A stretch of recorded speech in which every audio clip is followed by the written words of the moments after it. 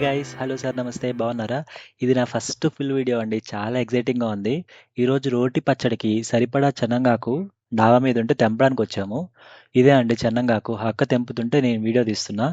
ఇది మా వైఫ్ వాళ్ళ ఇంట్లో గింజలు తీసుకొచ్చి వేశాను. ఒక్క దాంట్లో వేస్తే చాలా చోట్ల వచ్చేసింది. సో, కొంచెం సరిపోయింది. నేనిక్కడున్నప్పుడు ఈ మొక్కలన్నీ వేశాననమాట. ఇక్కడే ఉంటే మొత్తం మంచిగా మిద్దె తోటగా మార్చేసేవాడినేమో. మస్తు ఇంట్రెస్ట్ నాకివన్నీ. అంగోండి ఆ టబ్బులు, కంపోస్ట్ బిన్‌లు, తర్వాత కోకోపీటు, ఆవు పేడ ఇవన్నీ తీసుకొచ్చి వేసేవాడిని. కొన్ని కంపోస్ట్‌లో వచ్చినాయనమాట ఆటోమేటిక్‌గా. ఇంగోండి ఈ గోరింటాకను, ఆ జామ చెట్టు నేనేయలేదు. అవే వచ్చాయి. పూల మొక్కలన్నీ నేనే ఏశాను. ఓనర్ ఆంటీ అప్పుడు వేసుకోండి అంటే వేసేసా అనమాట.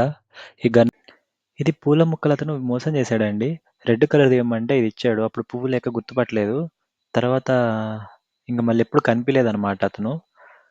ఈ చెట్టు గుర్తుపట్టారా? ఇది గుంటగరగరాకు. మనం టీవీలో యాడ్ చూస్తాం గదా! భృంగరాజ ఆయిల్ అని. ఇదే అనమాట. ఇది నెత్తికి వాడతాను. నేను పేస్ట్ చేసుకొని ఆయిల్‌లో యూజ్ చేసి తీసుకొస్తాను.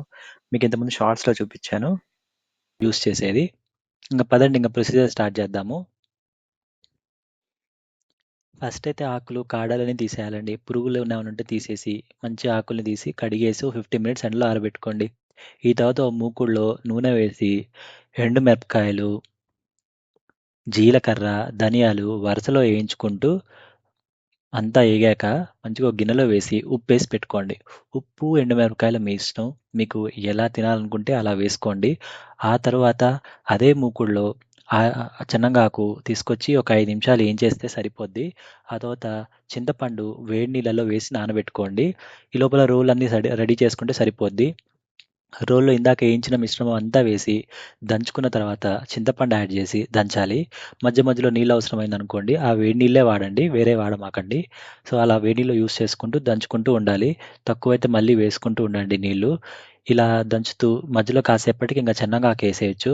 కానీ ఫైనల్ టార్గెట్ ఏంటంటే, అంగోండి అక్కడ మనకి మిరపకాయ గింజలు కనిపియకూడదనమాట. అలా నూరుకోవాలి.